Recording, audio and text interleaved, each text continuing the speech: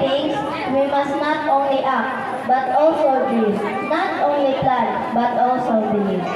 To our school head of Tapang Elementary School, Sir Moses M. Amerol. To our guest and school head of Lumian Elementary School, Sir J. Rimorosa.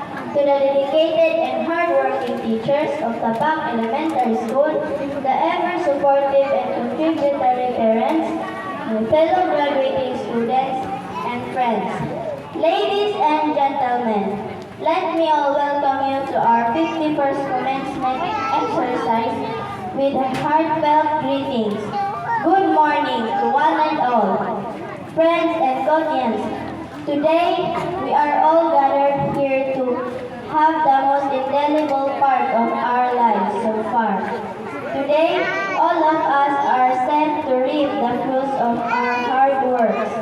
Today, our feet about to step into the entrance of another stage of ourselves. Today, we are all about to turn the page of the book of our lives to each next chapter. Class of 2024-2025, lend me your ears. It is true that in this day, we sever our ties with our dear alma mater. We would end this day by walking away from the lives of our peers and friends.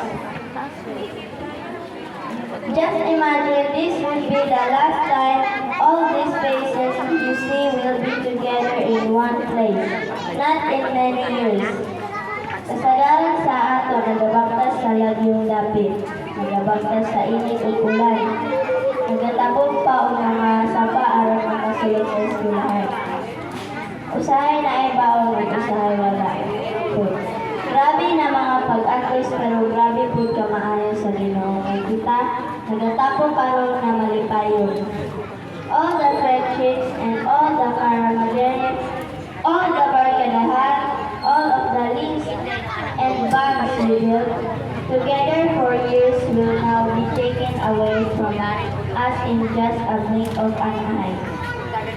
We would now miss all the things we do in our elementary journey, the good and the bad.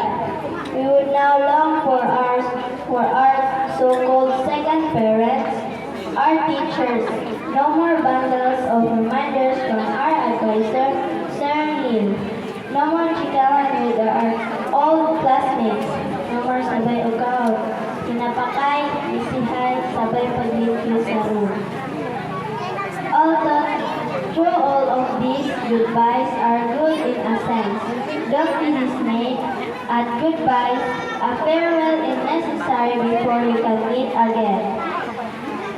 And meeting again, after moments of lifetime, would be the best time of all of us.